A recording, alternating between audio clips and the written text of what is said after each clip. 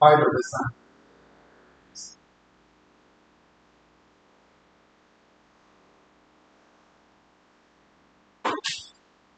Should be live.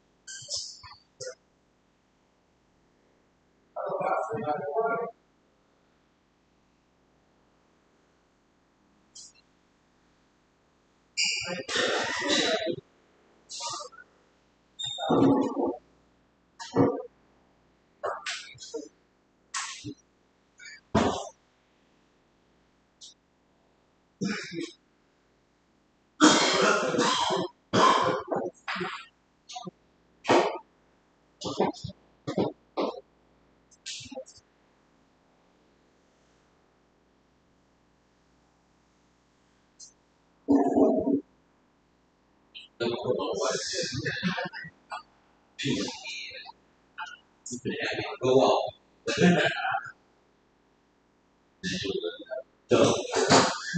Breathe out.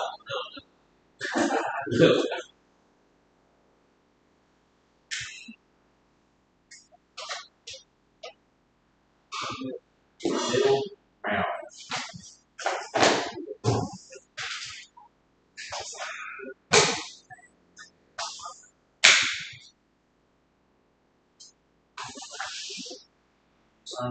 To the outside row.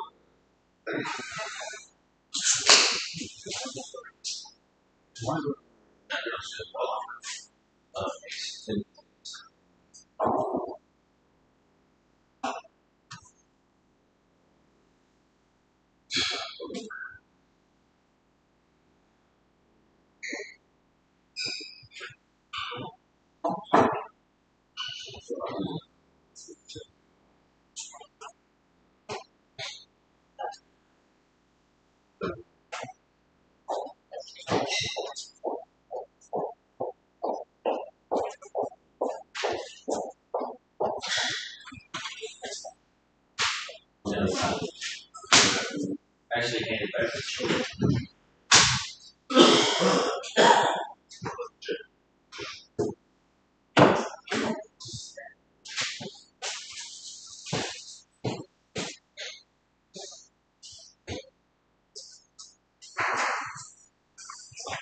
Well, thank you gentlemen for being here and being on time. I appreciate it. We all signing in on the right signing in sheet. I'm certain that the folks at North are doing exactly the same thing. We have our books with us this morning because we're supposed to bring our books to group in the morning.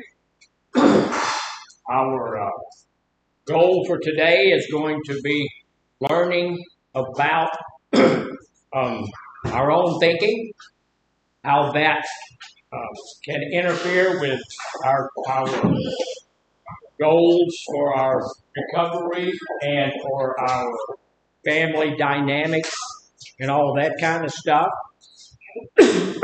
It's Wednesday already. I told you guys yesterday that my ear was all stopped up. I'm still feeling a little bit goofy-headed. My ear's stopped up. I don't feel well. We're going to do the best that we can because that's all we ever do. So, but we may be taking, instead of just the one break, we may take 7. 7. Go for about 15 minutes and take a 10-minute break, and no, not really, Mr. Stan, not really. But that's how I feel this morning. So if this is not the best presentation you've ever heard, then you know you're in the right spot, right? So what is this? What is the painting? The witch. What is it? Witch. She's a witch. Casting a spell. She's casting a spell. You know what? I thought about that when I drew it, and when I was pushing it over here, I said, that looks like a witch casting a spell. That's not what it is, but that is what it looks like, and I apologize for that. I said I don't feel all that well. But this is a person changing their mind. They're picking a new brain. They're in the brain shop, and they're picking a new brain. We can't really pick a new brain, can we? We can't go and say, hey, I want to get rid of this one and put this one in. But what can we do? We can't change our brain. You can change your mind. You can change your mind. See, that's the difference. So we're going to be talking a little bit about changing our mind. And how do we change our mind? Through your heart. Through your heart, the man said. Okay. Change your heart. Change your heart, change your mind. There you go. Change your heart and your mind will follow. Okay. One of the things that we're going to look at today is changing our minds by changing our thinking. Yeah. If I change the way that I'm thinking about a situation, then that's going to help me change my mind about how I'm feeling about the situation. Sometimes when somebody says something, does something, or something is happening around us, sometimes we can take that the wrong way. Sometimes we can look at that and say, hey, this is pointed toward me, or all of that kind of stuff, and I can respond in anger, frustration, all of these kinds of things, when actually it's not at all. We put ourselves way too much in the center of the universe. And one of the things that we need to realize is that there is a universe. It doesn't revolve around me. I'm not the center. But, it's not. Some of the times when people do or say stuff that doesn't have anything to do with you, can I still get offended by it? Yes. Well, of course I can. I can choose to take an offense where there is none. I can choose to take an offense that was meant for someone else. I can get in somebody else's business on that level if I want to do it. Usually, when a person gets into that place of offense, and if they don't change their own mind about it, do they get out easily? No. A lot of the time, offended people stay offended because of what? They want to. They want to stay offended. It feels good to them. It feels good. I'm taking power. I'm doing things and all of those kinds of things. None of that's true. We're going to be looking at some of that. And who can make you change your mind? You. Yeah, it's not me. I can't make you change your mind. I can give you some information. You can change. You're the only person that can change your mind. That's right. it. Yeah. You're the only person who can change your mind. Now, one of the things we have to do, if we're going to do some changing in the way that we think and changing in our mind, is to be open to that. Yeah. I'm open to changing my mind. And I've changed my mind on several different things. I've changed the way I think about 14 different things. There are some things that are absolutes in my life that are not going to change. They're just not going to. But most of the things in my life are not absolute. And I'm going to look at them and say, hey, this is a really good thing for me right now at this point in time. May not be tomorrow. So I may have to change how I look at that for tomorrow. But for today, this is a good place for me to be. I'm not talking about the place. I'm talking about the place in my mind. This is a good place for me to be. So I need to be prepared to change it. Understanding, recognizing my absolutes. Right? So here's the deal. On Wednesday, just today, we've been talking about our family health. We started out with being estranged from our family, having a whole bunch of problems in our family. We moved over to having some. We're moving in the right direction, but we still have some insecurities that are going on in my family. Now today, if we keep moving, if we keep working at it over a period of time, we should get to that third place, which is middle ground. Your relationships are founded on solid connections, but have struggled due to your current situation. For the most part, those around you are supportive, and they feel they have a sincere desire to see you improve. So you got some people there who are in your corner. They want to help you, but they want to see you improve. How many people think that we do have a little room for improvement? Well, Yeah. I don't think we're ever going to get to a place in our lives where we're there. We're never going to improve. We were in a leadership meeting the other day, and Mr. Farmer made that point. He said, "I don't think we're ever going to get to that place where we're done. We're never going to be totally done. We're always going to want to improve. We're always going to want to be better able to serve our clients."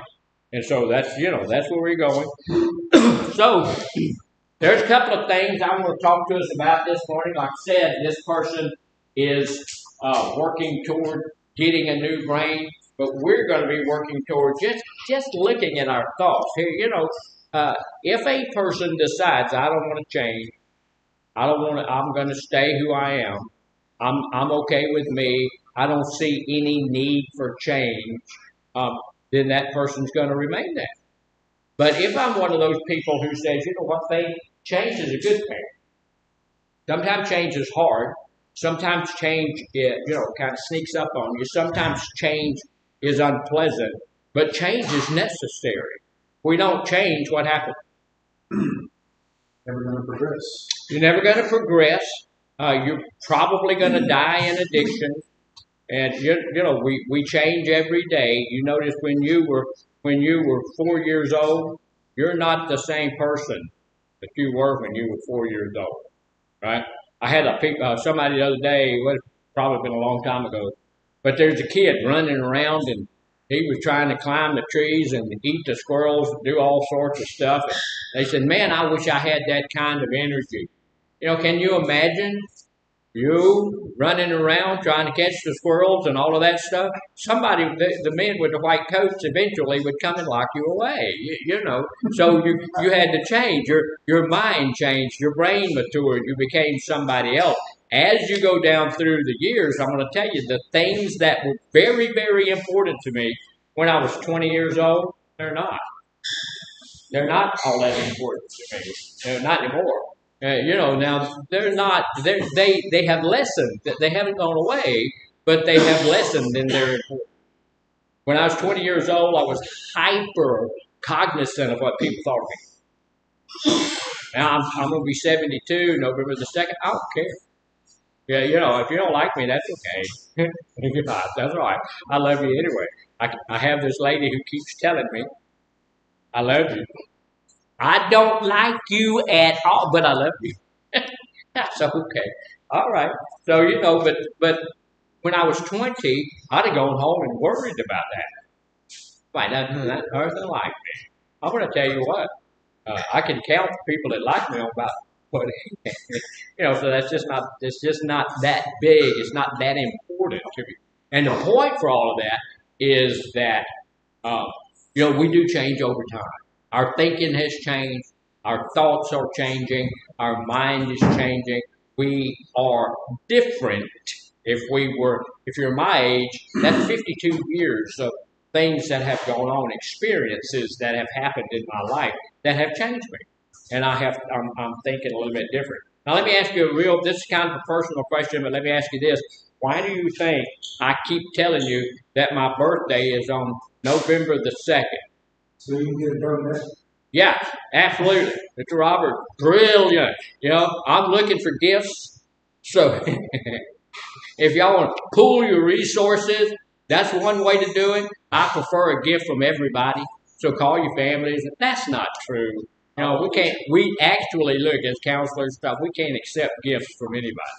So we can't, if you came and gave me a new car or something like that, which I know you want to do, I couldn't accept it.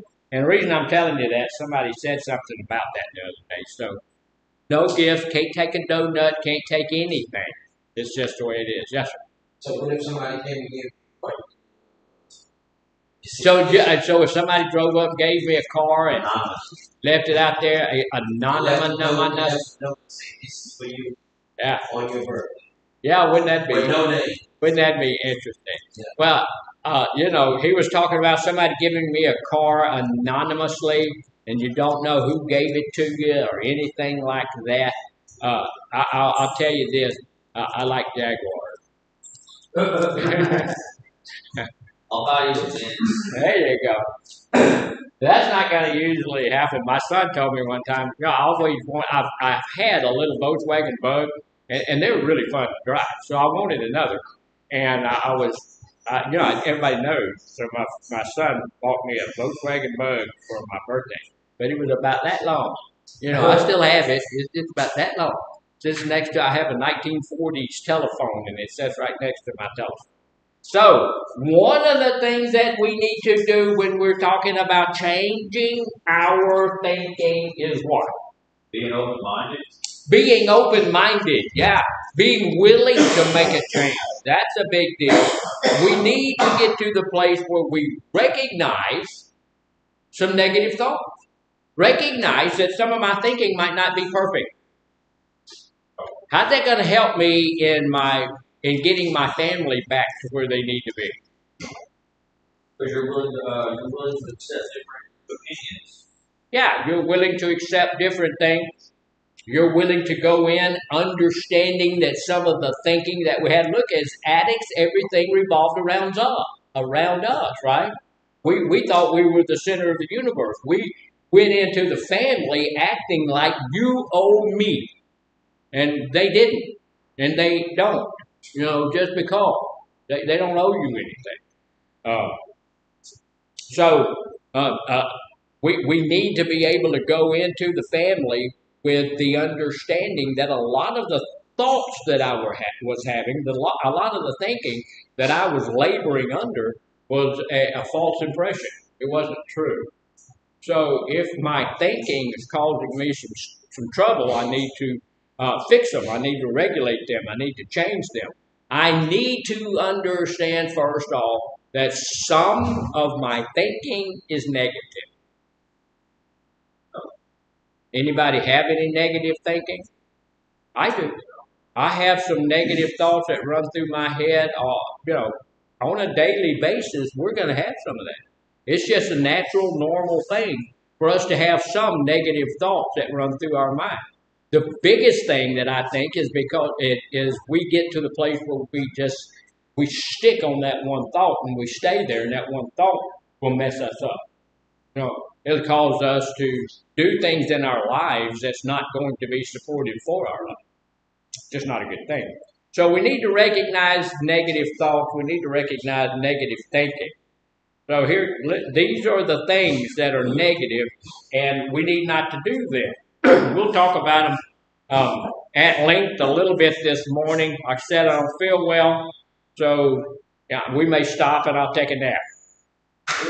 So, but you got to stay in groove. But I'll take a nap. But Mr. Robert watches the clock for me, and when it's break time, y'all just go on out if I'm still sleeping. This is one of the first times in a very long time that I can remember my alarm clock going off. I pray before I go to bed, and I'm sorry. We'll wake you up when it's time to get home. Oh, okay. Well, that's a good thing too. Don't let me oversleep for that. But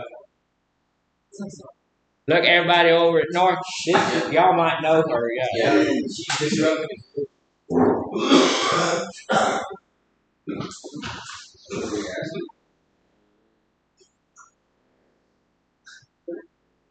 You guys heard about that?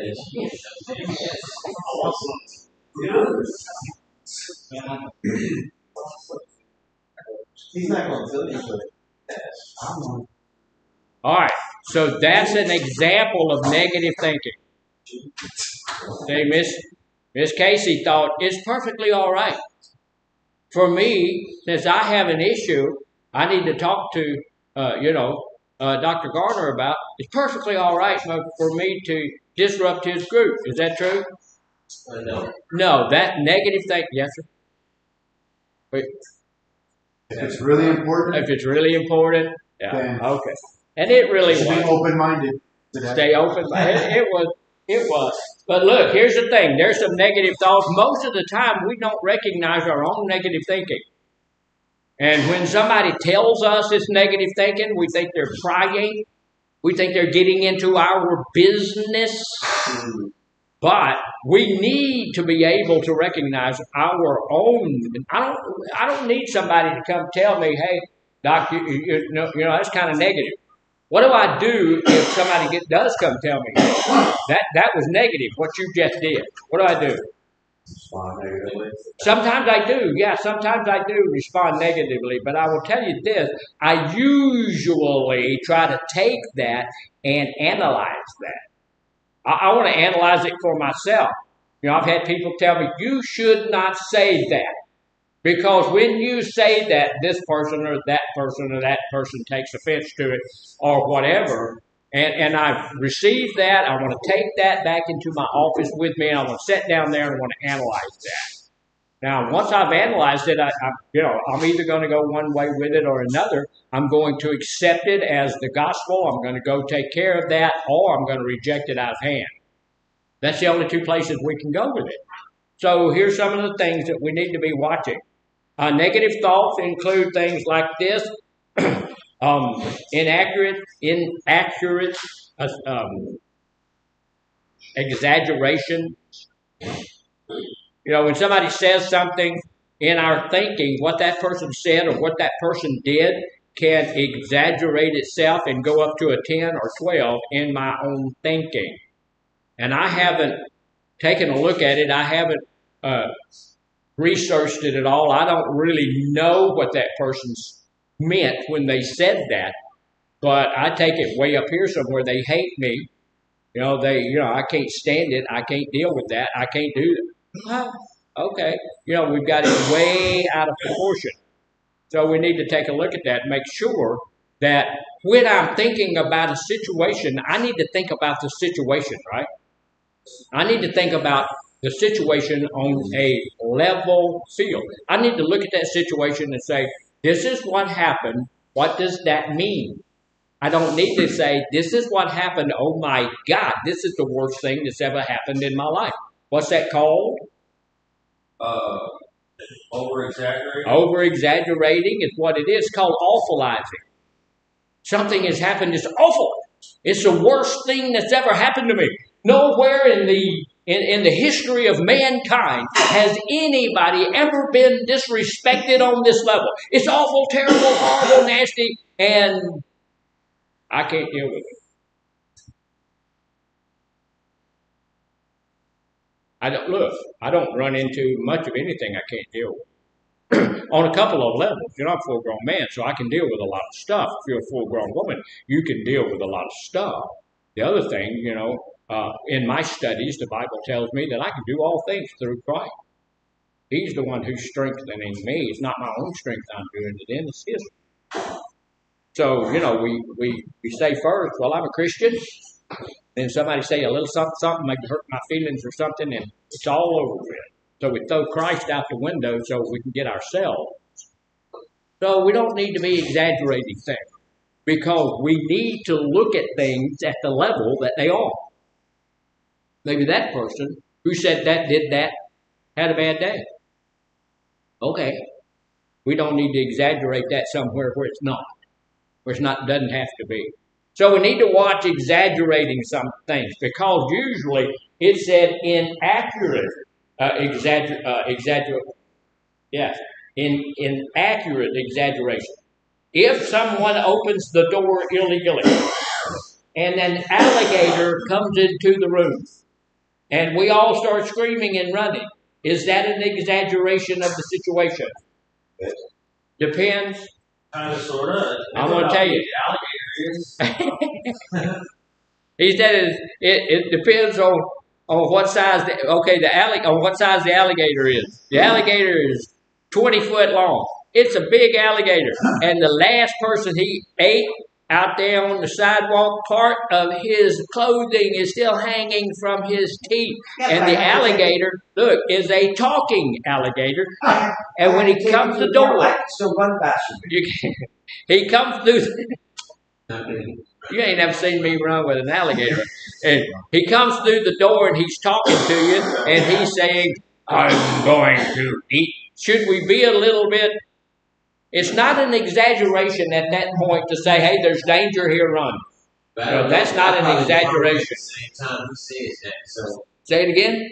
I said I'd probably be hungry at the same time he said that. So yeah, I'm gonna be a fight. Yeah, I'm gonna be at the house. I'm gonna leave, and I ain't probably gonna ever hear him talk. I'm gone. No, he gonna be with me. We gonna eat together. Okay, we'll go. Whatever. You know, I'm older than you. You're stronger than me. Maybe you can carry me out. You know, let's go. We'll just go. Now, here's the deal. Some of us will react that way when the alligator's across the street over there, and he's 4 foot long. I came home one day. This is probably 20 years ago, and we'd had a little tropical storm or something, and the ditches were full of water. And I saw a couple of my neighbors out there fooling around in my ditch. And hey, you know, I understand that portion of the thing is kept up by the county. It's kind of their stuff they stole from me. But what are you doing in my ditch? You know, so I go out. Tim's in my ditch. Scott's in my ditch, and there's a little alligator about that. Well, he's about that long in my ditch. And so we're looking at this ditch, this alligator in the ditch, and everything. And they're all freaking out, not knowing, poking at him with a stick and all of this kind of stuff. Then my neighbor across the street, whose name is Brent, he came up in his pickup truck, stopped coming home from work, and he went over there and looked. And they said, look, careful, man, careful. There's an alligator in the ditch. And he goes, okay, jumps in the ditch, grabbed the alligator, dragged the alligator out, stuck him in his toolbox on his truck and closed the thing. Oh, okay. So you had a good example there. You know, here's these guys. They had that threat level exaggerated way up here. Someone else who knew it wasn't that big of a deal came back and their threat level was down here. So who did the best thing? The guy who caught it. The guy who caught it. He did well. I asked him, you know, they all say, what are you going to do, man? Eat him? And he said, you know, and he does eat alligators. He's that kind of guy. But he said, no, I'm taking him down to the bayou, let him go. You know, he's just a little old bitty alligator. So, you know, people, the threat level was not here. The threat level was here. Some people couldn't recognize that the threat level was, and look, I'm one of those guys. I didn't jump off in that ditch either.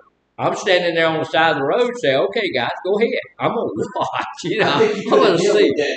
Say it again. I think you should have jumped in there. I thought about it. After it was all over with, I said, man, the next time one of them alligators come up on my ditch like that, I'm going to stand on the road. I'm not jumping in the ditch. I'm not jumping in the ditch with him. So here's the deal, you know. Some of these are exaggerated, inaccurate exaggeration, irrelevant thoughts. What's an irrelevant thought? Yeah, this doesn't matter. It's a thought that doesn't relate to the situation at all. Like the women in the office in there yelling and hollering, and you know, if you're not thinking right, you think, okay, that's where the alligator went. You know, the alligator's in there eating the counselors because they're making enough noise in there to distract the whole group. And, you know, and so that threat level could, but that's an irrelevant thought. Because why is it an irrelevant thought? It's not happening. No, we all know that alligator's not in that office.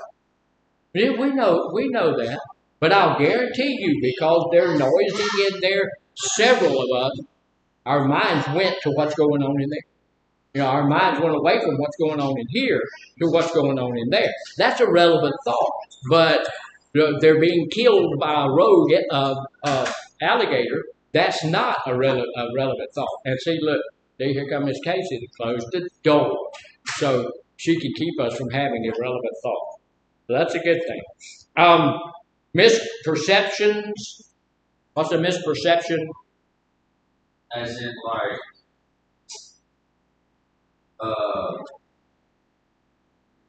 I guess kind of like misunderstanding something. It's kind of like a misunderstanding. Yeah. It's probably exactly like a misunderstanding. Misperception.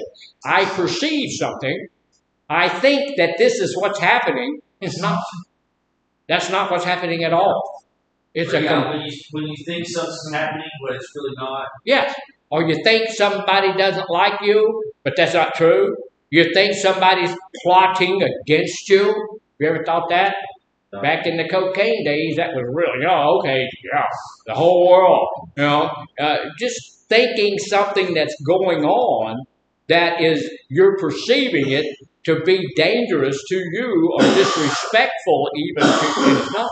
That's not how it was meant at all. That's not what they mean at all. How do you get rid of something like that when you're having misperception? Research it. Go figure it out. You know, I've had people in this group, not this group of people right here now, but a year ago I had a guy that was, what do y'all call it here? You know, back in prison we called it mean mugging.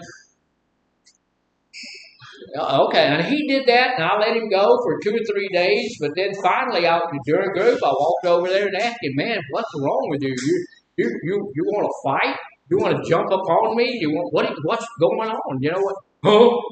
Oh, I wasn't even thinking about." Okay, what he was doing, it was thinking about something his lady friend had done, and he's supposed to be thinking about group. He's supposed to be engaged in group, but he's thinking about something that's going on at home. And he got that really mean, mugging look on his face, but that caused a misperception on my part.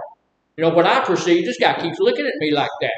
You know, what? And I'm just looking at you because that's where he sat. Okay, it's not you. But, and so, that was a misperception on my part. But what I did was go and get an understanding. If I think somebody doesn't like me, I'm going to go ask them. Hey, have I done something? Do you just, sometimes, have you ever met anybody you just didn't like them? Nope. I have. And who was that? Mark Twain said he never met a man he didn't like, never met a person he didn't like. I'm not Mark Twain. I've met some people that just right off the bat, I just felt like I didn't like that person. I didn't care for that person. I didn't trust that person. Yes, sir. I felt that way when I first got here. Yeah. Like, when I walked through the door, I didn't know that was not the front door. Yeah. And then later on, he asked me, like, on my first day, what was my DOC? Yeah. I felt offended by that, and I said, man, I don't like this guy. Yeah. So, well, like, half the time I was here, I didn't like him. Yeah, and now you love him. After we had our one-on-one, I was like, this guy's kind of sweat. Yeah. And see, and that's what you do. When you don't like somebody or they don't like you, think they don't, it might be a misperception. You just need to go ask them. What if when you ask them, they say, yeah, that's true. There's something about you I don't like. What do you do? Okay, that's your business. Like I keep talking about the lady who tells me she loves me, but she don't like me. And I went and asked her about that. I said, hey, this is before she took, because you can tell when somebody's avoiding you and stuff. I said, wait, you don't like me? What's the deal is? She said, I love you. I said, okay, I appreciate that, but you don't like me. I love you. The Bible says, she's a Christian girl. She said, the Bible says I have to love you. It don't say anything about me having to like you. I love you as a brother, but I don't like your ways. Okay. All right, can you receive that and be okay with that? Sure. But you have to be able to go and talk to that person and say, hey, let's get that lined out. One of the other things is misperceptions and then doubts. What are we doubting? Perceptions of doubts. No, not misperception, just doubts. What are we doubting? There's a lot of things that when we're thinking, a lot of times. People or situations. Sure, is that person sincere? You know, when you sit down in front of your counselor, there's a lot of doubts there. First time you've ever been with your counselor, right? First time you've ever met that person, and they are a professional person in your life. And you know, it's natural to sit down there, and that person says to you, "I'm here to help." Y'all remember Mr. Reagan, President Reagan? Mm-hmm. What did he say was the scariest things that anybody ever said? "I'm from the government, and I'm here to help." Yeah. And so when your counselor is telling you, "Look, I'm here to help you. I need to get this information so I can help you," there's going to be that little bit of doubt coming up there, and we doubt whether or not my wife is caring for me. We doubt whether or not my husband cares for me. We doubt whether or not my children are sane. We doubt, you know, we're going to have some of these doubts. Sometimes, how do we deal with doubts? Same way, we just research it. Ask that person. Look, show me. If you're going to tell me that you care for me, show me. Right? I'm going to tell you something about, and I've told y'all about this before, but your counselors really do care. You know, we have a morning huddle, which is 10 minutes that the staff get together, me and the counselors and the case manager. We all get together. And we talk about what's going on for that day, what happened during the night, if we got any, paperwork during the night, stuff like that. And each one of them will bring up one of the people on their caseload and ask for help or talk about something that person needs help on. Yeah. And when it's payday, the money comes in an envelope that jingles. I mean, they don't get paid a lot. You know, we don't pay people a lot. What you do is pay people at the lowest level you can get them to agree to come. So they're here because they care. Everybody's in recovery. Everybody's been through that same place that you are. Some of them worse.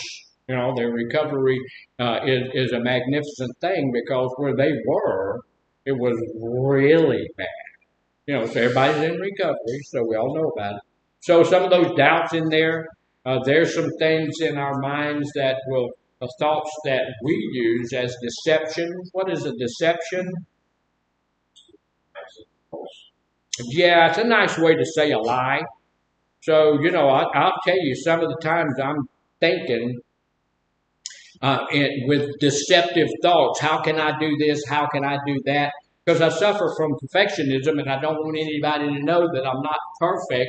So I had to get to the place in my life where I'll show people and tell people that I'm not perfect, right? And I have discovered that that's not really something I need to do because they already know that. They figured that out for themselves. But if we are thinking about how to deceive the other person, right? Or the other thing about deceptive thoughts is always being suspicious in our minds about that person. Whatever they're telling me is a lie.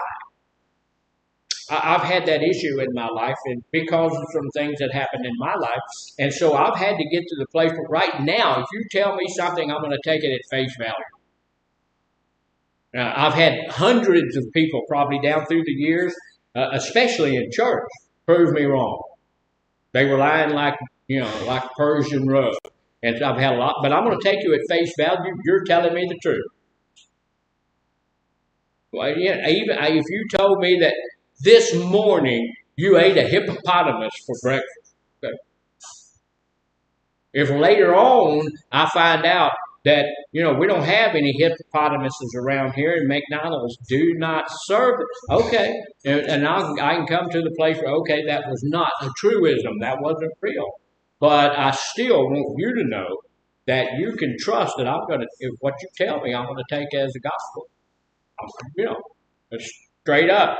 Okay, that's the truth. Do people lie to us? Yes.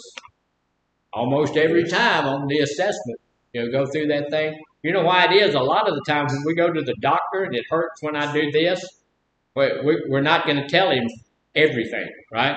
When we go in and talk to the doctor, we're going to, okay, it hurts when I move it just a little bit. We're going to tell him it hurts when I go too far and all of that kind of stuff. We're going to tell him this does that and this. We're not going to be totally truthful with our own doctor.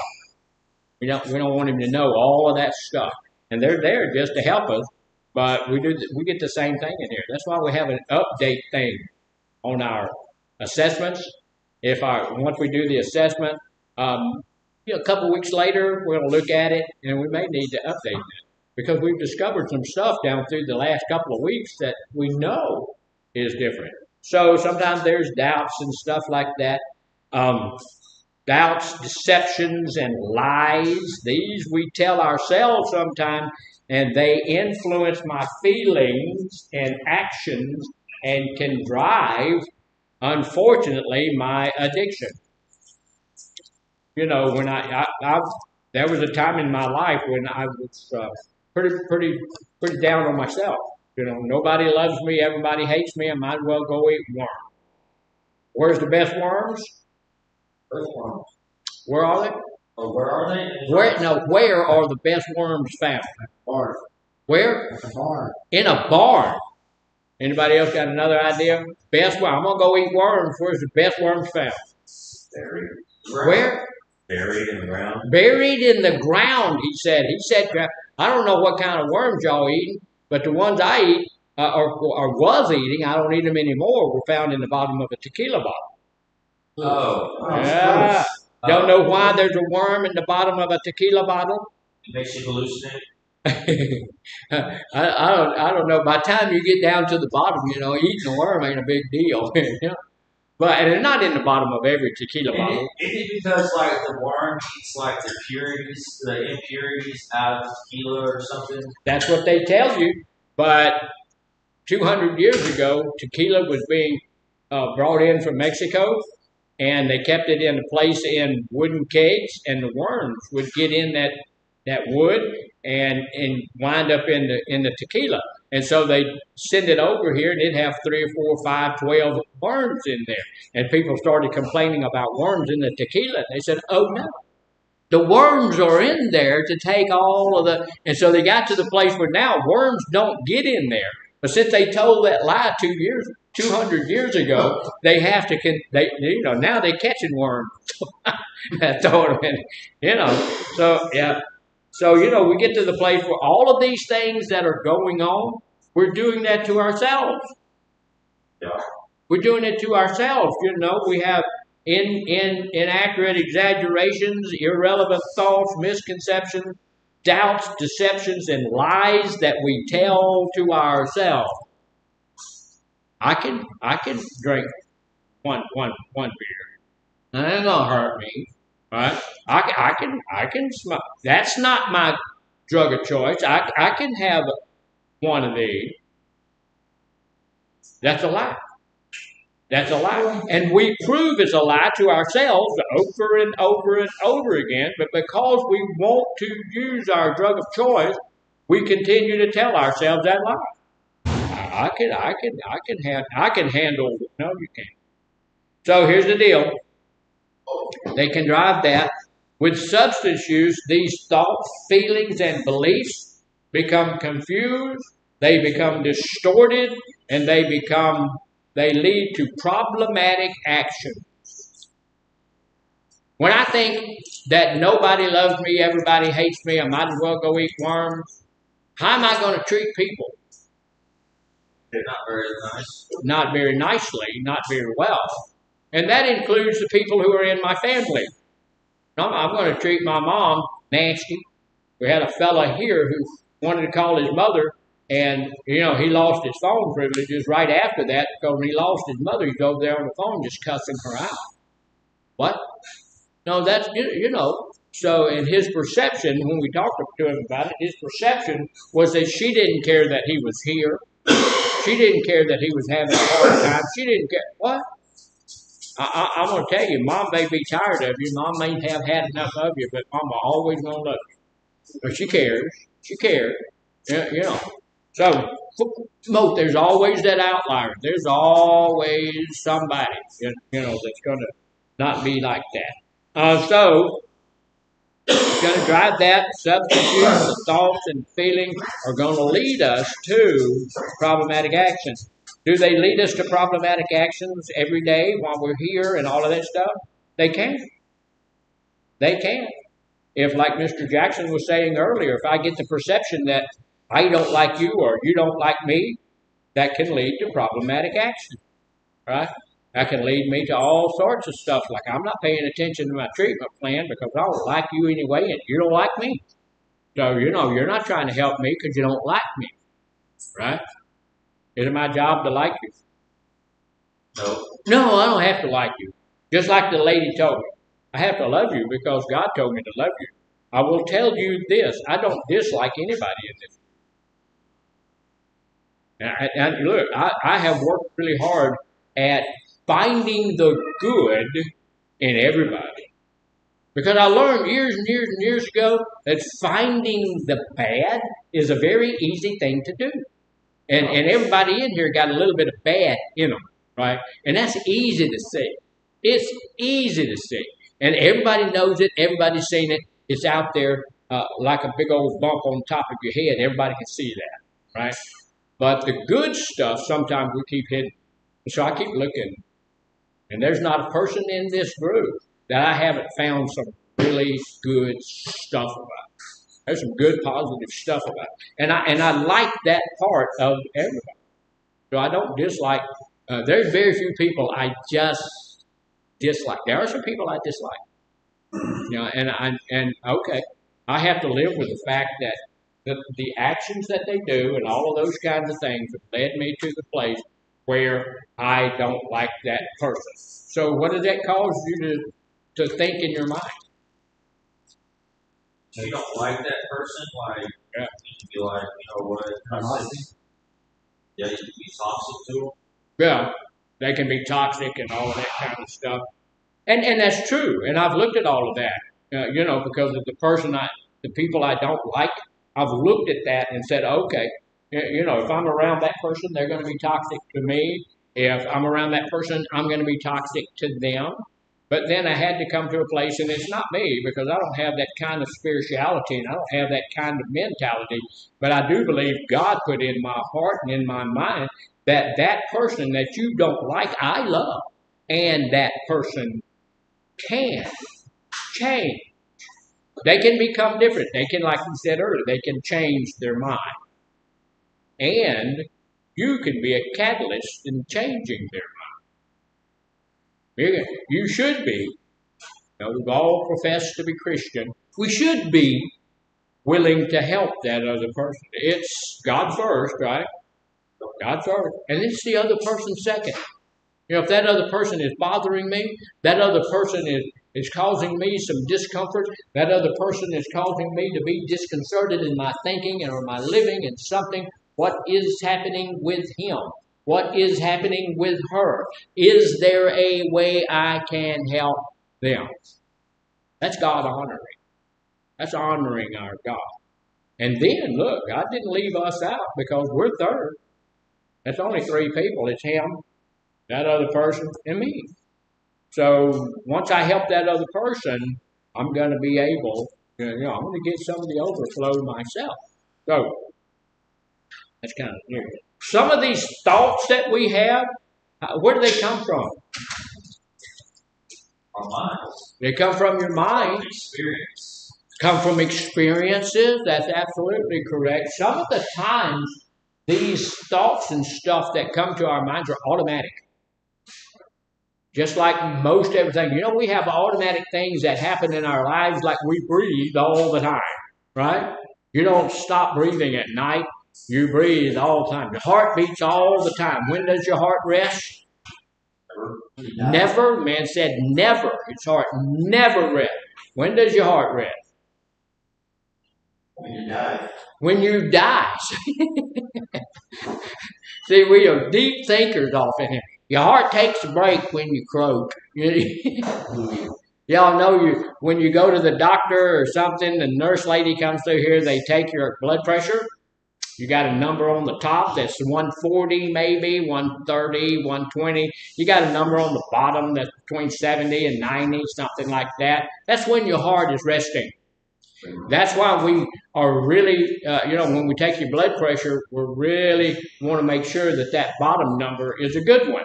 Because if your heart's not resting, my wife goes and she's got blood pressure issues, and her blood pressure would be 180 over 120.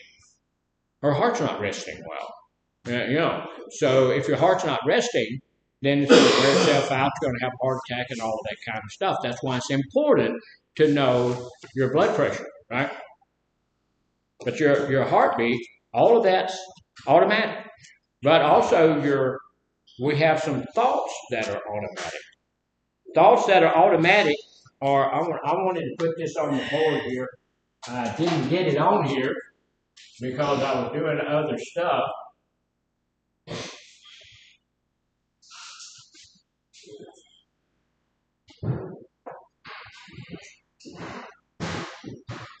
So what's that? Caterpillar? No. Ant? I know you can. What was it? Ant. A worm. Worms don't have legs, bro. Actually, he eats some weird worms. There's an ant. I was gonna say that. So this is an ant over here. And this is where we get ants from our automatic thoughts. People who struggle with anxiety, they struggle with depression, other mental health disorders, often have distorted thoughts that drive their addiction. Automatic negative thoughts. Y'all get that? Automatic negative thoughts. Let's write it down.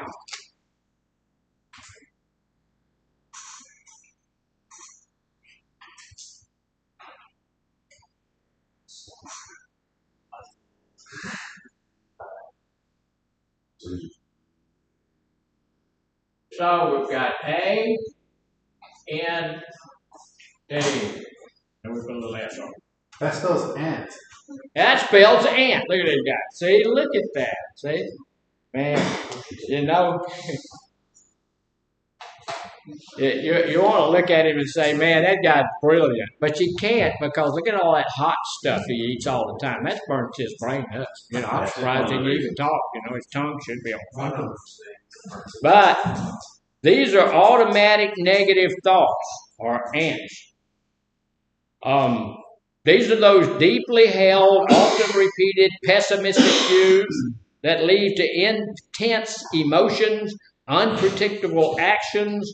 Ants can ruin any picnic, spoil the fun, derail a positive mood. They distort the truth, yet every ant carries a grain of truth with them. You may think you are dumb because you failed a test. Anybody here ever failed a test? Yeah. I failed one just a few days ago. I told you I'm doing the Allison thing, and I'm going over the calendar. There was like 12 different things 12 different sessions that you had to go through. The first 4, 5, 6, I was really interested in. The last part of them, I just kind of let them run. I wasn't interested in them. So when the test came up, you had to make an 80. When the test came up, most of the questions was on that second half. So I failed it miserably. I think I made like a 48 or something like that, And okay, when you fail a test, does that mean you're dumb? No, that means you didn't study well, you didn't pay attention, you didn't do something. No, you're not dumb. But a lot of times we do that. Calling yourself dumb is what? Irrational. It is irrational. Remember here not too long ago we talked about distorted thinking. Our distorted thought patterns. This is a distorted thought. Just because you failed a test does not mean that you are dumb. Some of the brilliant people who have failed a test, I will tell you, some people just don't test well. Right? he's not, I was going to say a friend of mine. I hadn't heard from him in 20 years. He's not a friend of mine. He was a colleague. He worked for me for a while. One of the best counselors. His documentation was always 100%. It was always great. And he would not leave that day unless his documentation was up here. Everybody else would leave it for the next day, but not Michael. And Michael failed the test to become an LCDC 5 times. 5 times. Had to go back to school. Once you can do it 4 times. Once you fail it on the 5th time, you have to go back to school for 20 extra hours of college. So he had to go through all of that stuff. He finally passed the test, and like I said, he's brilliant. He's a fantastic counselor, but he has test anxiety. Does that make him dumb? No, of course not. He's brilliant. Just need to understand all that stuff. I told him, I said, look, when you go to your next test, dude, get a little shot of something. That's not true. So drink some milk, do something. So when things happen that support these thoughts, feelings, behaviors, the negative responses are reinforced. So, when I think, oh, my goodness, I'm just done. I have failed the test. I'm done. So we go in, we try to get a job, and the guy says, well, look, you're great, everything's good, but we just don't need anybody in that position right now. Maybe we'll call you when we need to fill that position again. What do you think? No, they're not going to call you back. Yeah, they know I'm done. I'm just done. So I can't get the job. Some people say, if somebody tell you, well, you need to go back to school to do this, well, I'm done. So I'm not going to do any good if I go back to school. So I'm not going to be able to do it. So these are reinforced. They become deeply held. I'm going to be low level the rest of my life. They may be, like you said, they may be irrational. But that irrational thought to me seems to be rational. And when somebody says, well, that's not true. Well, yes, it is, because look what's happened. Now, I failed that test. Then it wouldn't give me a job. And then I failed this. And I did all that. So I must be done. Right? So we get there, and suddenly it's a deeply held belief that I have about myself. And that's not true. And there's another deeply held belief that nobody likes me. Is that true? Yeah, we get that deeply held belief. And I want to tell you what, there's not a person in here that doesn't have somebody that likes you. And I'm not talking about love you, that's one thing. But liking you, just likes to be around you. I know I have 2 or 3 people who just like to be around me. And I like to be around them. So for me to say nobody likes me is a misnomer. That's not true. And it's not true for people who even say it. So we got to be careful about using those things, because they become that, and it becomes the way we perceive the world. That's why we talk about positive self-talk in here all the time. You say negative things about yourself, negative things become about yourself. And so we need to be positive about it. Existence. Say it again. It's like you're speaking into existence. Yeah, that's a good way to say it. Kind of speaking it into existence, and you really are. You may not be speaking it into the physical world, but you're speaking it into your mind. And you get, and here's what's wonderful about all that. You get to tell yourself what and who you're going to be. I tell myself every morning on the way here, I'm talking to God, and I'm asking Him to make me a positive, confident person. And I'm confident. And I've had people tell me, point it out, well, you screw stuff up all the time. Yeah, you're right, but that doesn't keep me from being a confident person. I'm confident I'm going to be able to get it done. Y'all noticed yesterday, we weren't broadcasting to North correctly. And Miss Roxanne came in and fixed it for us. Well, I'm confident that I've done the very best that I can. Right? I did everything that I was shown how to do, and it's supposed to be working. It didn't work? Okay. I was confident. I was at that point in time confident I had it going. And some reason it didn't work, but she came in and fixed it. So that doesn't shake my confidence at all. It worked well this morning. How do I know it worked well? This is working right now. Nobody's called me. Miss Roxanne hadn't come in and said hi. You know, so it's working. So here's the deal. Truth is, it may be difficult to identify our distorted thoughts. They've been with us since we were a kid. So some of us have children in here. I have grandchildren. I have great-grandchildren.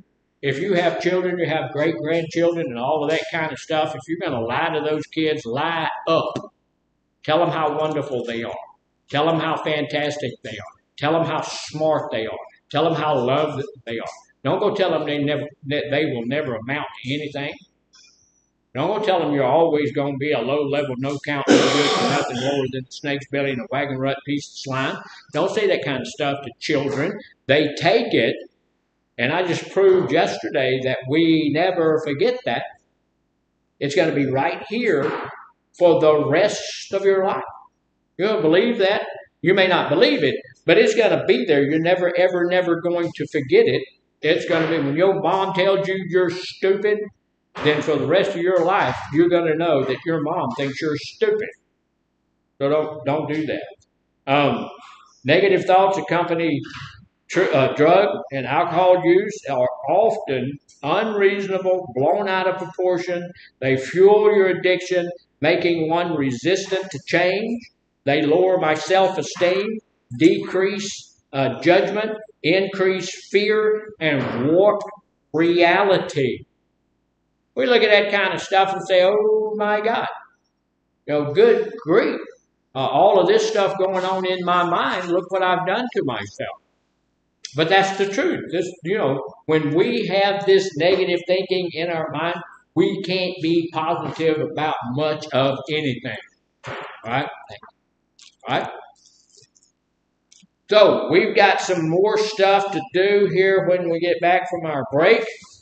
And we're going to look at recognizing ants. And then we're going to talk about some common stuff. We're going to go over, what is this? 4 R's.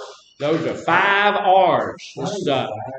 We're going to go over the 5 R's of negative things. Right in your way. See, right in your way. Set you up for failure. Yeah, sure did. All right, so we're going to break a minute or so early, but let's go and have a break, and we'll be back at 15 minutes after. Oh, goodness. Yes, sir. Yes, sir. I caught on. I appreciate your help on that.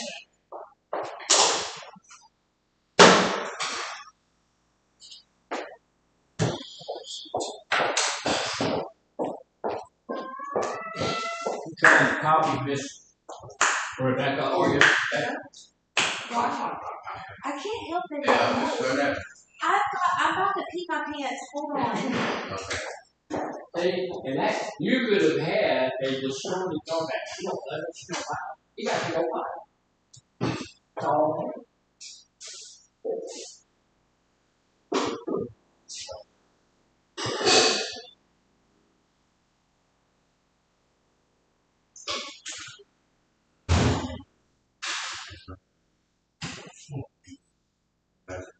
All right.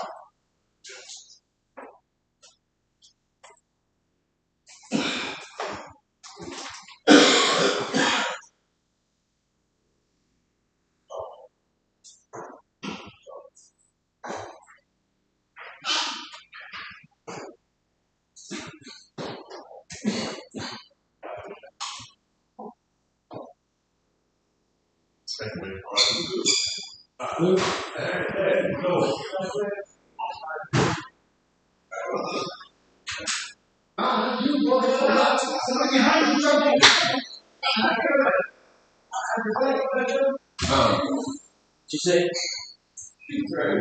Hey, you been popping this cloud. You're sit that down, or you go to the house. Which one do you want to do? Because They're not even here. You standing there outside. Are you sure? Because see, I saw a car just pull off. You're inside. How do you know if they're outside or not? I walked out there like 4 times.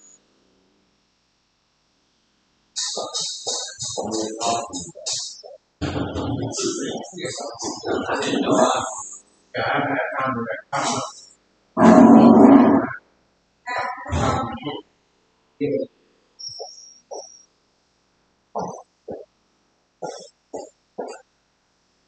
Miss Charnel, you need to get rid of her shoe. That is like,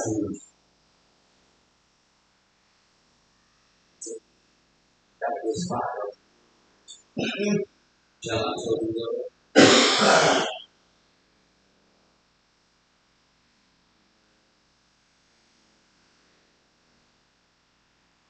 crazy. You see. When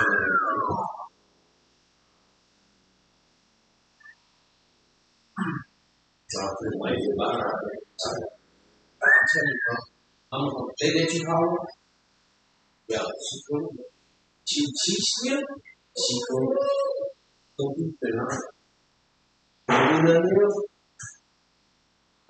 what I'm cool. She has some big shit. She gonna buy you. Buy you. Not more than the one that's already bro. See, now this is outside take. It's like I'm not even she was she was great. That boy.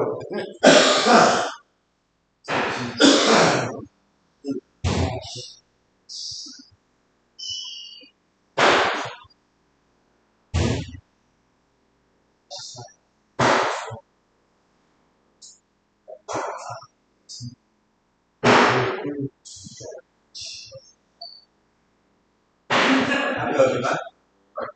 You hear?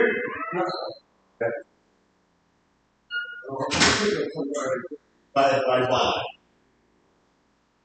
Fast like wine.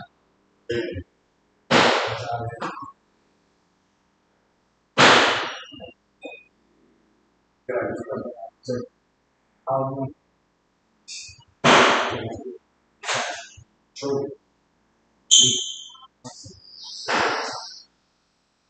I see. That's how it is.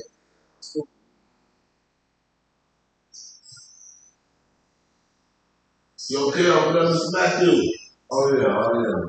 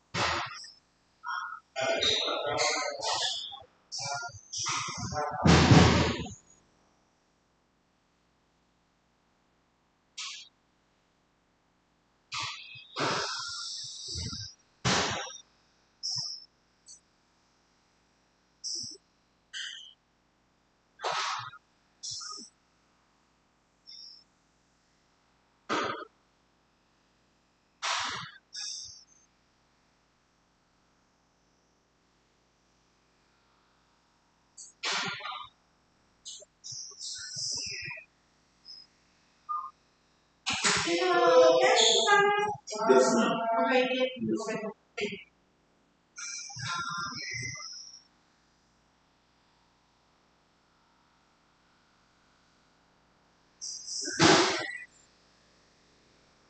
Aggregation.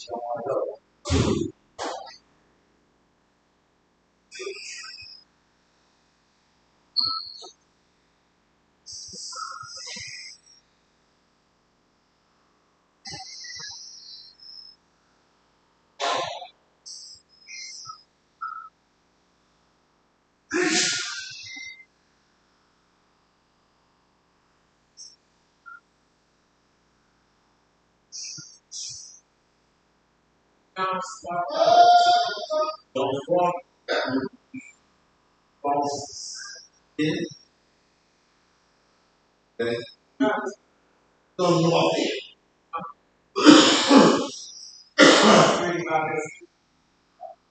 And my baby was with both of my boys there.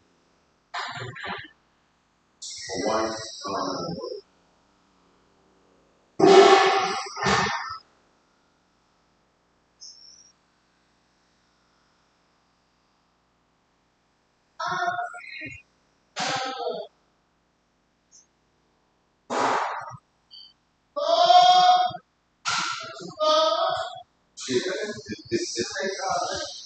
hey, hey,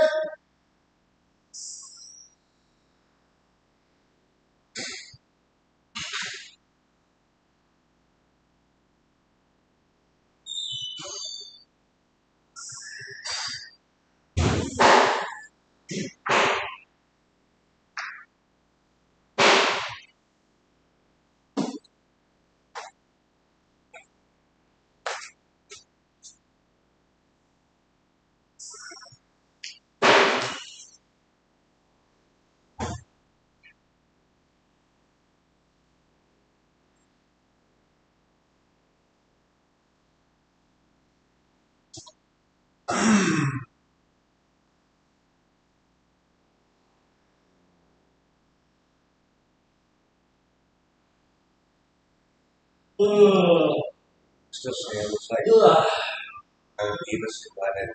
That's exactly what I was thinking. It really does. I swear to God, I was looking at it earlier. You could hear me earlier when I said it. You just said it? Yes, I repeated it to you twice. Oh shit, I Because didn't you hear looked you. at me like, what?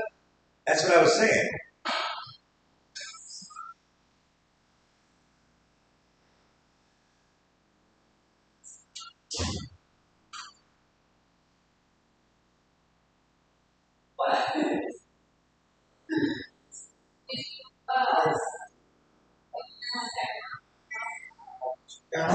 I'm sure.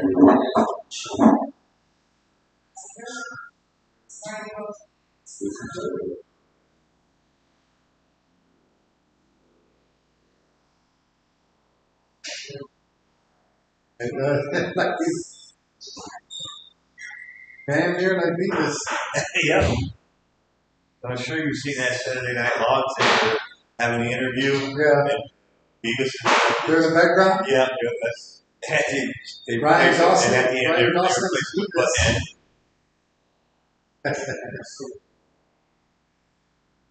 Every once in a while, they still come out with skits. Yeah. I It ain't still like think it used to be, but it's still, they I catch. still think Mad TV was way better than Yeah, I I think it think. was good. But a lot of people disagree. I think Mad TV was funny, you know. They had Will Ferrell. No, they had. I mean, Will Ferrell. He was on a Saturday Night Live also. I think so. Anyways, I just think Mad TV was funny.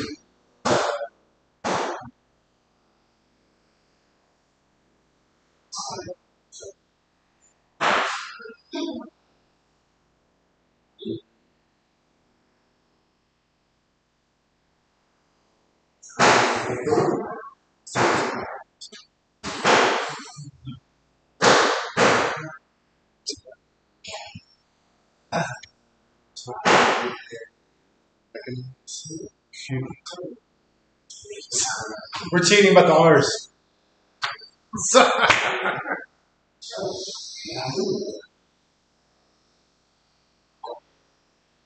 I wasn't, I was going to get it back. I need some TV. So we can sound smart in class. But we only saw the first two. Read the R. It's only the first two. That's it. That's all I know. Because I was sitting right here thinking about what did he use? What like where the R's mean? I'm sitting right here thinking, and I get up and I'm like, oh, right here. Say that exercising distorted thinking. I need to know what's going on so let me cheat. No, at least I was thinking about, okay, what do the R's mean? I'm trying to like, Why did you be able to pay attention to class? Yeah. No, you're fine. All right. So, all right, we're back. So we're going to continue talking about the ants. close that door.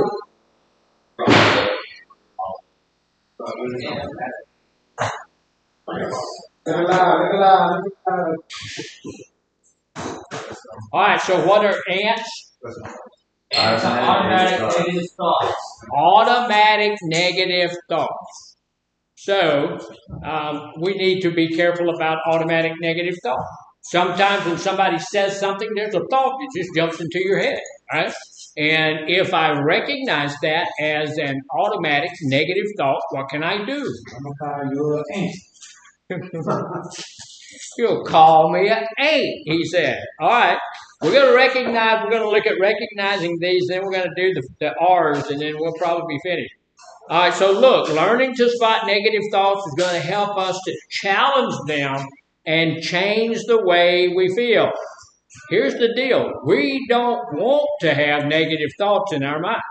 Negative thoughts lead us to negative places. So we don't need to be going there. So these negative thoughts, if we leave them, they are going to drive the way that we feel and then the way that we behave. When I'm behaving in a negative way, I need to recognize this is negative. This is not what I need to be. And then go back and see what thoughts led me to that. Because remember, when we're talking about our actions, y'all tell me what this is real quick. Sir. What's that? Rocks piled up on top of each other, stacked up on top of each Hold up. Actions, things, and belief system. I forgot what you call it. The bottom part of that, the BS, that's my belief system. Yeah. That's what I'm believing. Sometimes my belief system's screwed up completely. I believe everybody's out to get me. That's goofy. Because there's there's billions of people on the face of the earth don't even know you, don't care whether you live or die, don't care if you exist, don't even know you exist. People in South Sudan don't even know you exist. So not everybody's out to get you. Not everybody's out to get you in the fruit room. Maybe somebody is, but not everybody. So your belief system are the things you believe, the things you really believe, not the things you profess to believe in the foxhole. Not them. But what you truly, actually believe. That's your belief system. Your belief system drives what? Your thoughts, your thinking. Your belief system drives your thinking. So what you're believing determines what you're thinking. And so if your thinking is negative, what does that mean? Your thoughts are negative. Your thoughts are negative, but if you have a negative thought, what does that mean? Your belief system is a little screwed up. There's something in your belief system. If you're thinking negative thoughts all the time, then, one of the negative thoughts is, I can't do it. I can't do that. I can't pass that test. I can't do that. So that says your belief system is telling you that you're dumb, that you actually believe that you can't do it. Yes, I have a question, but I just want to make sure I got this right. Is this part of identifying your core values? Say that again to me. I say, I'm trying to make sure I wrote it right. Right. Is this part of identifying your core values? Yeah, it's part of identifying your core values. Your belief system are your core values. In my belief system, in my core values, Jesus Christ is my God. He's yours too, but he's God. That's my core belief. If my core belief is that Jesus is God, then that's going to drive my thinking. Somebody says, hey, what do you think about this? I don't know. I'm going to have to do like that little wristband used to say. Y'all remember the WWJD thing? Oh, yeah. Years and years ago. What would Jesus do? Now, I really try to live by that. I don't, because I wind up sometimes, it'll be 3 or 4 days later, and I say, well, I should have talked to my God about that, but I don't. So I've messed up. So my belief system drives that thinking of what would Jesus do. I need to know that I am honoring him in what I do. I need to know that because, I profess to be a Christian. So are my actions right now, are they honoring him? Maybe not. So what does my thinking drive? Your actions. Yeah, it starts with an A. Yeah. It drives my action, so my thinking drives my action. So what does that make? It makes it possible for me to watch by your actions what you're thinking and what your belief system is. If I just backtrack it, going back. So if you're angry every day of your life, your thought process is it's okay for me to be angry. And your belief system is anger is a good tool to get my way. So I know if you're angry every day, it's not because everybody's against you, because not everybody is. It's not because everybody's mean, nasty, and ugly and wants the worst for you, because they don't. They just don't. It's not because you're in a bad place. It's not because you've got bad things going on. It's not because people are doing terrible stuff to you. It's because you think all that stuff is happening, even though it's not. And your belief system is that, you know what, I'm a victim. I'm a victim of everything that's going on. I'm a victim of this place. I'm a victim of, So we can back up my actions to my thought processes, to my belief system. So that's a good thing for us to know, because a lot of times our thinking processes, as we're thinking negative thoughts and all of this kind of stuff, we can back that back up to our belief system and say, I'm the one that can change my belief system. I can look at that and say, okay, I'm thinking all these negative thoughts. Why is that? What's that coming? That's coming up out of my belief system. So what belief do I have that makes me think all these negative thoughts? And if I think, look, everybody's out to get me, now I'm gonna go around and find out. Look, you're out to get me. What's the deal? Are you against me? Or what's going on? Like Jesus said, if you're not for me, you're against me. So you're for me? I'm going to go, and you might not want to say it that plainly, but you can go ask your people, and all of that kind of stuff, figure some stuff out. Your thoughts and can have impact on your life. These are some common, we're going to go through them real quickly. These are some common automatic negative thoughts. Now, here's the deal. If someone here or someone over at North wants to get a copy of all of that, I'll make sure that you get that. I was going to hand it out, but I didn't have an opportunity to this morning. So these are very quickly. I'm going to go through them very quickly, but if you want a copy, just let me know so that you don't have to write them down or anything. These are automatic negative thoughts. I'm not creative without a drink. I used to think I couldn't dance without a drink. I now realize that even with a drink, I can't. It doesn't matter. Either way, I can't do it. Nothing will go wrong. Nothing will go wrong. Everything's always going to go right. Is that right? Is your life going to work? No. I've been turned down for jobs, promotions, dates, all kinds of stuff. So not everything has always gone the way that I wanted to go. And I'm going to tell you something, I don't think it should. If everything goes the way that you want it to go, you're never going to figure out how to deal with disappointment. Right? So, not like that. I don't have a problem. Get off my back. Yeah, we do. But we're in here because we have a problem. And from time to time, not as much as it used to, but from time to time, we have people come in and on their assessment, stuff like that. Well, I don't really have a problem. Okay. Well, there's your problem. Using is the only way that I can calm down. That true? No. No, I had a guy that I was talking to that said, well, I only drink. I don't need to drink. I don't have a problem. I only drink so that I can sleep at night. Something wrong. Because he drank between 10 and 12 beers a night. Yeah, you're going to sleep. If you drink 12 beers, you're going to sleep. Yeah. Pretty well. Or pretty bad, you're going to sleep. I can't stop drinking. That is a automatic negative thought. Somebody says you need to stop. This is why I can't stop. I'll never get caught, and it won't matter if I do. That's one of the thoughts that I had when I was drinking and driving. I'm so, I'm still driving well. I'm never going to get caught, and it doesn't matter if I do. Well, I got caught, and I went to jail, and then 45 years later, I retired, and I decided I wanted to have something to do. So I called school in our little area and said, "Look, I want to start driving one of y'all's school buses." They never got back to me.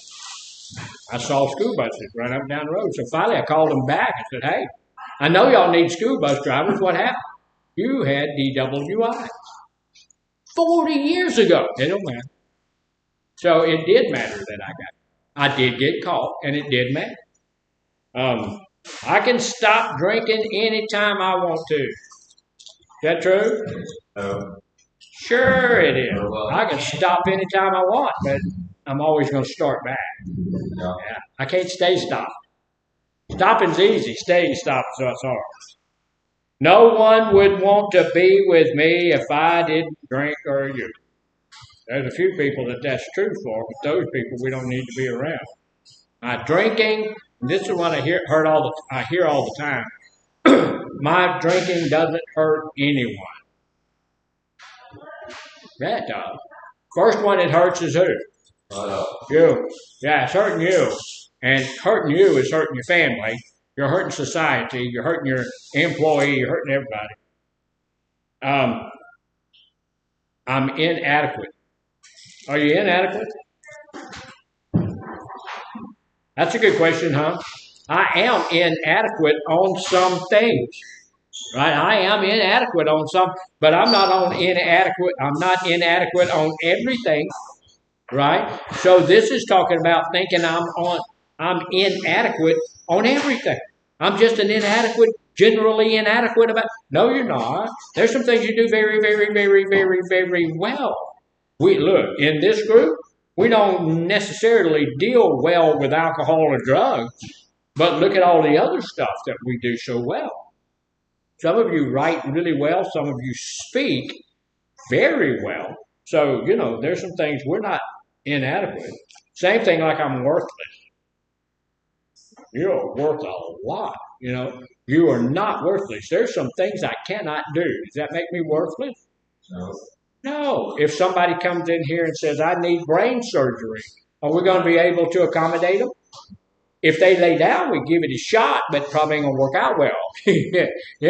But look, I'm worthless in that situation. That doesn't mean I'm worthless everywhere else. Right? So I'll never get my act together.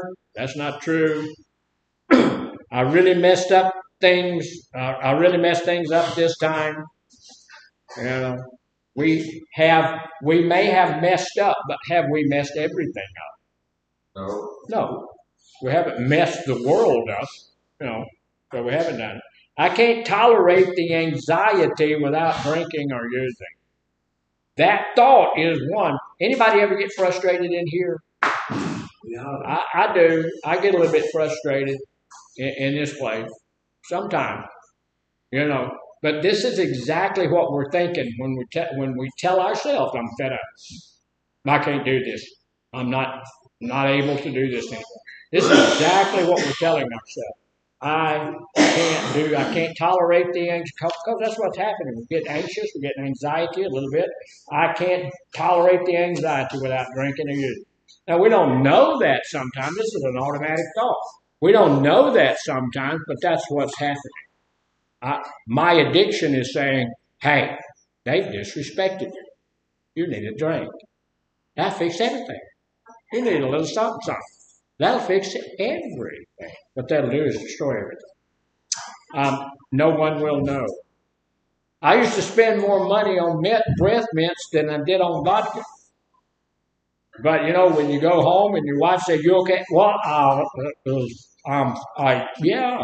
She knows, right? The people that you're talking to, they know. When you shop at the store, they know. Everybody knows, right? And the fact that you took all those breath mints, that don't help. People can still tell. I can control this.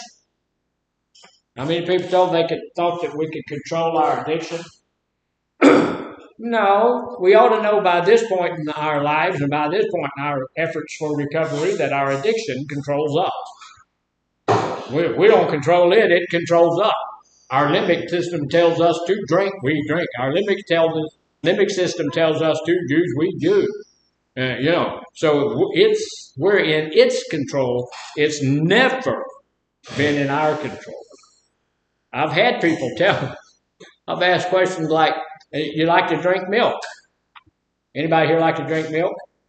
How hard do you think it would be for you to quit drinking milk for 1 year? Just say, hey, we're going to give you $100,000 if you quit drinking milk for 1 year. I'll start today. I don't think I can do it. Well, he can't do it. I can do it. I can do it. I got some milk in my refrigerator at home right now. I don't drink it. I use it to eat crackers and cookies and stuff with, Can you do it for a whole year? Yeah. Oh, yes. I know with milk I could go and put that away for a whole year. You ask other people, you ask the same people another question is, okay, you can quit milk for a year. Some of us can't, but you can quit, $100,000, $250,000, whatever that money takes, I can quit for a whole year. Don't have to drink any. I can quit drinking for $250,000 for a year. Yeah. I put it down in a heart. I can bet. Where do I sign up? Yeah. But that's milk. No, I'm talking about drinking. You're talking about alcohol. Okay. Yeah. 90% of the people that I've talked to, though, cannot make the same claim for alcohol. I can quit alcohol for a solid year without having an issue.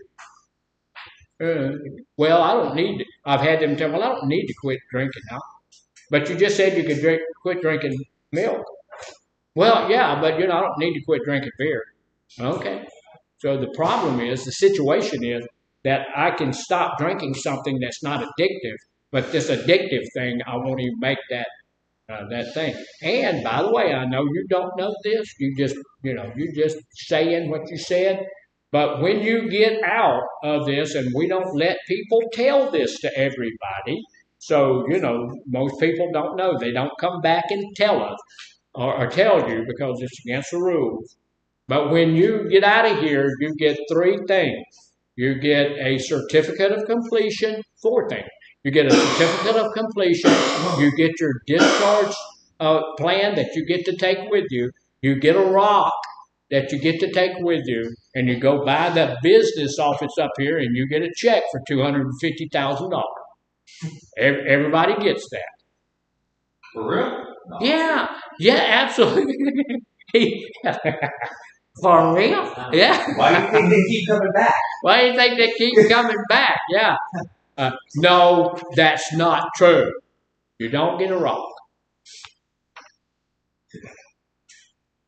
So no one's going to know, yes, they can. No, I can control this. No, you can't. Nobody cares. That is, and look, people tell me that all the time. Well, y'all don't really care. Y'all just out here for the money.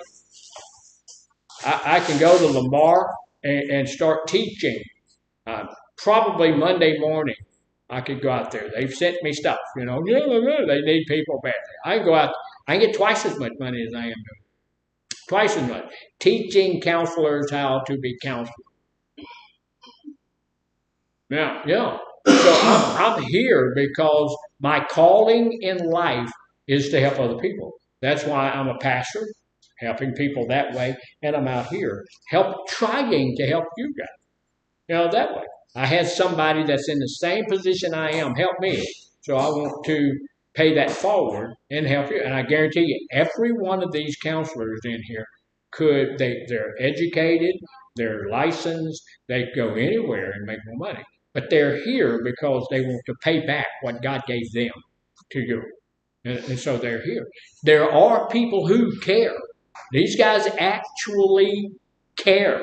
And not just the counselors, the RAs care. We've lost a couple of good RAs, but I have talked to them outside of here.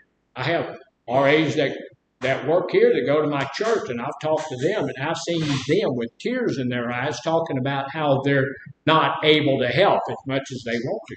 So there are people who care. I'll have just one hit. I'll have just one drink. That's what your limbic system is lying to you, telling you can do that. You can't have just one.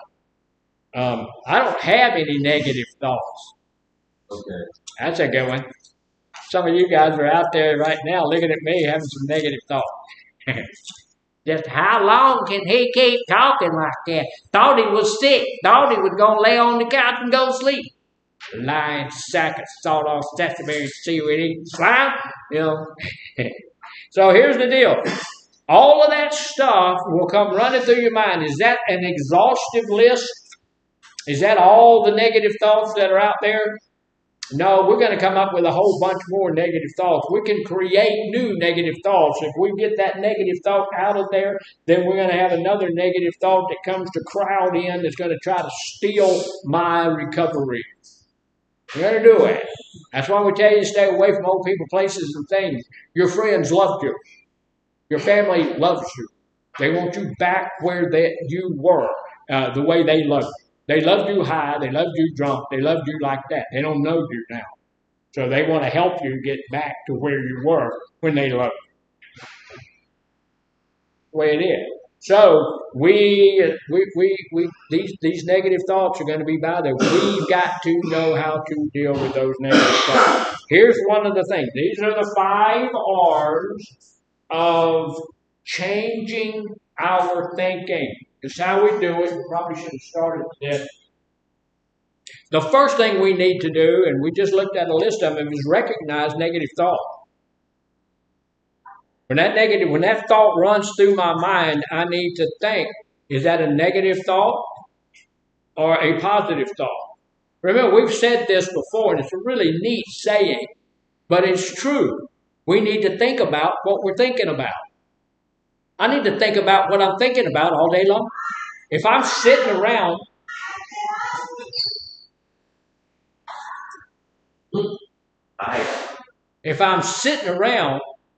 thinking about, how bad things are things going to get better?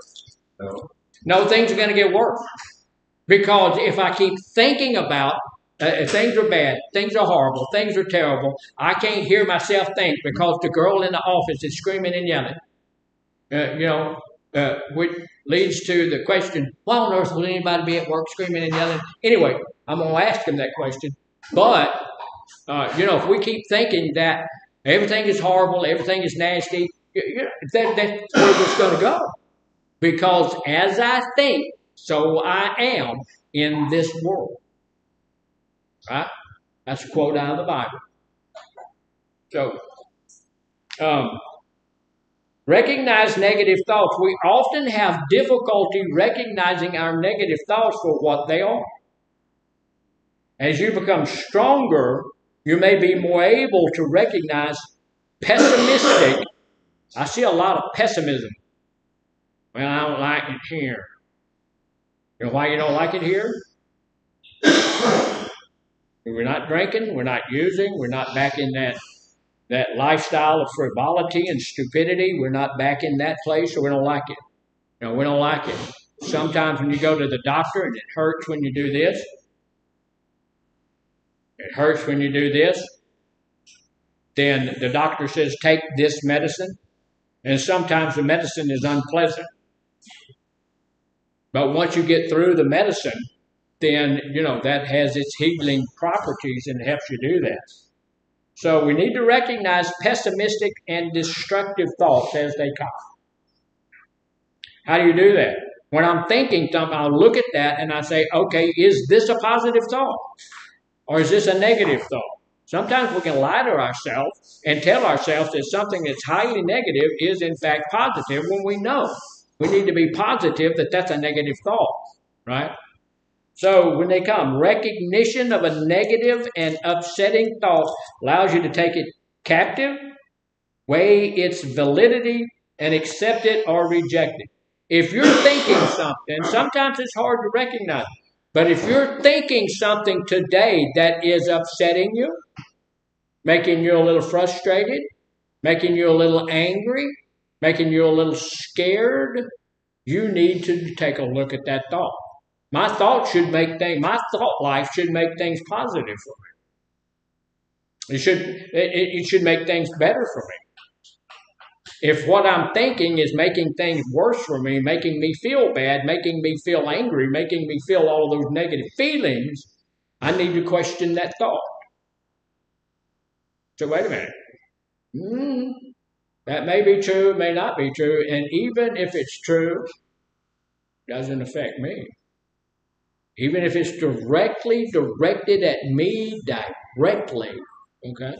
It's not going to affect me more than 5 minutes. It's going to affect me. I tell you exactly how long it's going, as long as you allow it to affect you. That's how long it's going to affect you. So myself, if you come up after group and tell me that you hate my guts, I know a couple of things. First off, you've never even seen my gut. More than likely, you'll never ever see my guts. So the fact that you hate my guts, that's a real weird statement. And the fact that you don't like me, how does that affect me? It shouldn't. The only way it affects me is if I allow it. And we talked about it before, but what you think of me is your business, right? What I think of you, that's my business. It shouldn't affect me at all. I have the right to think about to think of you the way I want to think. And you have the same right to think of me that way. So you don't like me, okay. That's not going to affect my life at all. When I leave from here, I'm going to go home. My dog will love me. My dog going to be happy.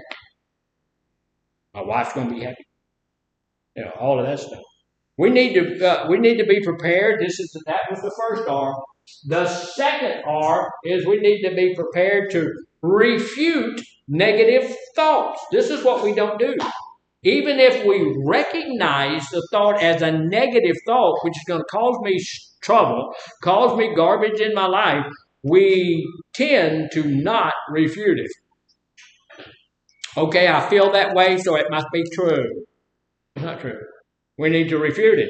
As you analyze the thought, you determine that it's destructive, it's damaging, and if that's true, then you can refuse to believe it. You can just, I don't have to believe that. Just because I thought that don't mean I have to believe that. Look, I've caught myself thinking some negative thoughts and then stop myself, refute that, change that thought, walk off from that.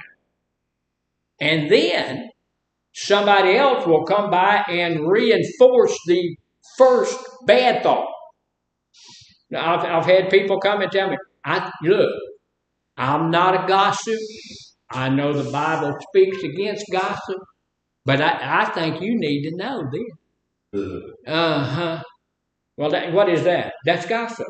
But this is what this person said about you. I know that person said that to me. And at that point, I knew that what I was thinking was negative, and I had to change that because I don't want how you feel about me to affect my life. If you don't like me, that's going to be your own business, and that'll affect your life. Because every time I walk into the room, I'm going to be able to change your mood, so I'll be in charge of your mood. But you ain't going to do it to me. Huh?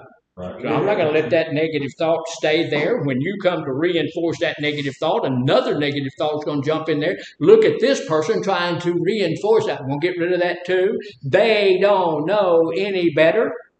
And I'm going to have to train them a little bit better. Right? So here's the deal. You can refuse to believe it. You can decline its value. Now, I will tell you this. A lot of negative thoughts happen right here in recovery. Negative thoughts have no value. That's why I usually look. When somebody comes to my office with a negative thought, I let them verbalize the negative thought, and then I let them know that doesn't have any value. That doesn't have any value in my life, in your life, in this office. So we're not going to talk about it. Let's talk about how you're going to move forward from that. Oh, I want to talk about how I'm going to then kill that person and murder his family and destroy his dogs and cats and chickens. We're not going to do that. We're going to talk about how you're going to move forward positively. We're going to refute it. We're not going to believe it. We're going to decline its value. It's not valuable. And we're going to discard it. I'm going to throw it away. Telling myself it's not true, and I will not receive it. I'm not going to accept it. So, you can kick it to the side. You can refuse to entertain it as legitimate. If it's not legitimate, that means it's not true. It's not true. That person may believe it's true, and it may be even true in their life. It's not true in my life. So, I've had people tell me I was stupid. I was teaching stuff that wasn't true. I was teaching my own opinion. I've had people tell me all of that stuff. I have to refute all that. Because I don't ever teach my own. When I'm at church, I teach the Bible. And that's it. I don't ever put my stuff into it. I don't add to it or take away from it. I may deliver it in my own way, but it's still the Word of God. And in here, I teach what the AMA and the ABA has come out with and said, hey, after all these meta-analysis and all of this stuff, this is what we believe. So I know that what I'm teaching is legitimate. If you don't believe that, whose issue is that? Right, so I'm not going to let that bother. Do you believe or do not believe every thought you think? Just because it's in your head, don't mean it is legitimate. Just because it's here, don't mean it's the gospel. So, determine what is true. You may have to go ask somebody, is that true? I've asked people. I've had people come up and tell me, so-and-so said, okay. So, that thought comes up and said, well, they don't have any business saying that. Now, I may go ask them, did you say that?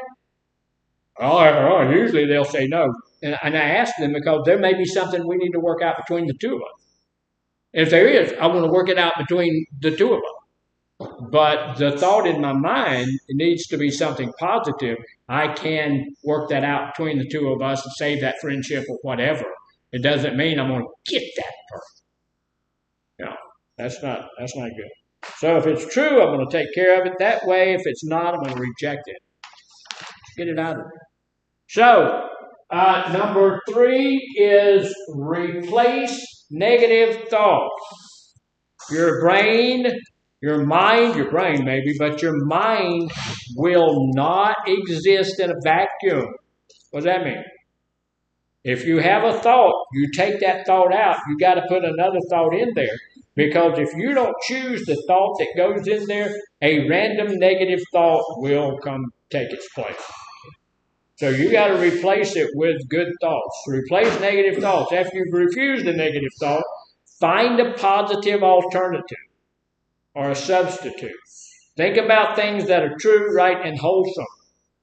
I can't do this becomes just one step at a time. I'm making progress. A little bit by a little bit. We always say one day at a time, right? Why do we say one day at a time?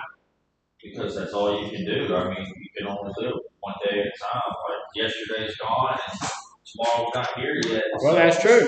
You don't want to put too much pressure. Thank you. Right. Too much. How old are you? 39. So you're 39 years old. You're going to live to be 100. That's what? 61 years. That's if I think, look, I can't use the rest of my life. That's a big deal. That's many, many, many years. I still got about 30 years left to live. That's going to be many, many, many, many years. But if and that can be overwhelming. I will never be able to do that again. It's be overwhelming. But if I tell myself, I'm just for today, that's a good thought, right? So I can do this just for today. Look, right now I'm doing it day by day. I'm still doing it day by day. Been in recovery from sugar, I'm doing that day by day. But sometimes I have to do it hour by hour. When I go in the room in there with the ladies, they've got that little thing in it, and it's full of candy up to the top. I go to the boardroom in here, and they've got M&Ms and all of this stuff all over the table for all the leadership people eating M&Ms and all that. So I'm doing it hour by hour. At that point, do I want those M&Ms? Yes. Yeah, it's not as bad as it used to be. A week ago, I really wanted it. Now I'd like them. And I'm hoping before too long that I'm not going to run them at all. But we need to know, look, I'm making progress. I'm better off today than I was on August the 22nd when I started my recovery. Sure. So it's working a little bit better. And it will. So replace those negative thoughts. And then number 4 is rehearse positive substitution. Rehearse it. Because you've told yourself a negative thought or repeated a line of thinking so many times in the past, you've been rehearsing it over and over and over. You ever seen anybody come? I know you guys are y'all strong and wonderful and all of that. You ever seen anybody come into treatment and stay 2 or 3 days and then be gone? And they do that 5 or 6 or 7 times. I've seen it a lot. We had a lady at North come in when I was over there she was there a day. I talked to her the day she came. I came in the next day and went and asked the group, where's so-and-so? I need to finish this. And she left last night. So she was there a matter of hours. Yeah. And what were they saying? People do that. What are they saying to themselves? I can't do this. I'm not ready. I can't do this. This is the worst thing I've ever tried to do in my life. This is horrible, terrible, nasty, and ugly. I can't do it. And so zippity-doo-dah, they're gone. But they've rehearsed that over and over and over and over. So whatever that negative thing is, people just don't like me. Over and over and over. I'm always screwing stuff up over and over.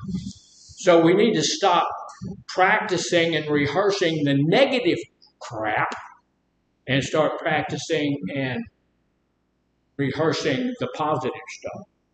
It'll be necessary to intentionally repeat the positive substitution as well. You can replace negative, biased, and fear-based self-talk with positive, realistic, and empowering statements. I was at a place where we had a lot of ladies, and there was so much negative self-talk amongst that group of ladies. So I brought them all into my office one at a time, and I said, I want to hear this from you. When I meet you every day, when I walk into the hall, I walk down the hall, and I meet every one of them. And I'm going to say, good morning, who are you? And I don't want to hear, my name is Jane, my name is Mary. I want to hear, good morning, Dr. Garner. I'm a powerful spiritual woman. Okay. Changed attitudes. I saw people whose heads were down like this, and we were there for 3 months, but they would come. I'd come in there and they'd, hey, I'm a powerful spiritual woman. Okay. It worked. Right? So when I go to North, that'd be a great thing to hear.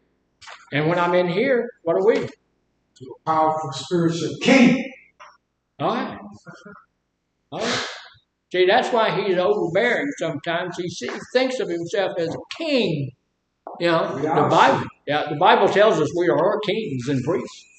So, it's okay. So do that. Put that powerful thing in there and in realistic, empowering thoughts and statements. So the last one, the last R up there is repeat the process as necessary. What does that mean? Keep doing it. Keep doing it. We are, as you work through the process of recognizing, refuting, and replacing negative thoughts while practicing positive substitutions, it is not only likely, but probably guaranteed that other negative thoughts are on their way. They're going to come. They're going to keep coming. They're going to keep coming. Repeat the process as often as necessary in order to stay at peace and upbeat. You should be positive and upbeat all the time. Challenge your worries and your fears as often as it takes. I have to do that all the time. As I'm getting older, the distance from the chair to standing upright is getting farther. Feels like every time it's a little harder to get up. I go work out 3 times a week. I finally went over to the other gym over here. Oh, I decided I like it. The little gym I'm going to, the other gym I go to, it's an old people's gym. Yeah, you know, the highest amount of weight they have there is 50 pounds. Over here, that's a real gym. That's so nice. Yes, sir. Well, I just want to ask one question. We want to know that you get your mind fixed where you can power lines, roll back straight where you get out. You are weak, yeah. They're working on that now. You know, yesterday I had a crew come and cut some limbs out that were in our way, and the air people are looking at my pole.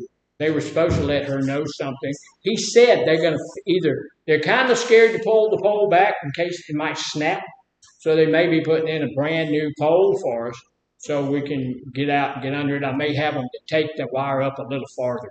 We took up another connection. We want to make sure you go. Really good. Yeah. Did y'all hear that? See now, see when Mr. Robert said that, he said, we're going to take up a collection. Make sure that you can get out of here. So a negative thought run through my mind. And so I had to immediately say, I'm good at it. So immediately I replaced that negative thought which was Mr. Robert. He act like he don't like me. But the positive thought, I know he loves me. I know he cares for me. All of that stuff. I was sitting in my office the other day, and Mr. Jackson came in and brought me a cup of gumbo and set it right in front of me, and never said a word. Just brought me a cup of gumbo and set it down and walked out. And and he done told me, y'all know who he is, and he done told me 19 times, but that, the man loves me. So here's the deal. Negative thoughts will get you to the place you don't want to be. Positive thoughts can get you to the place you do want to be. So we're going to start, and we're not going to do it today. I'm going to get y'all something special, and then we're going to start here and at North having something positive to say on a daily basis. And so when I come and say, okay, who are you today? I'm going to have something positive for you to say back to me. And so we'll do that. And I'm going to tell you, all that is practice for you to get to a positive spot. And that's what we want to see. We're not going to get into our recovery if we stay in that negative bill. We need to move to the town that's up the hill, positive town.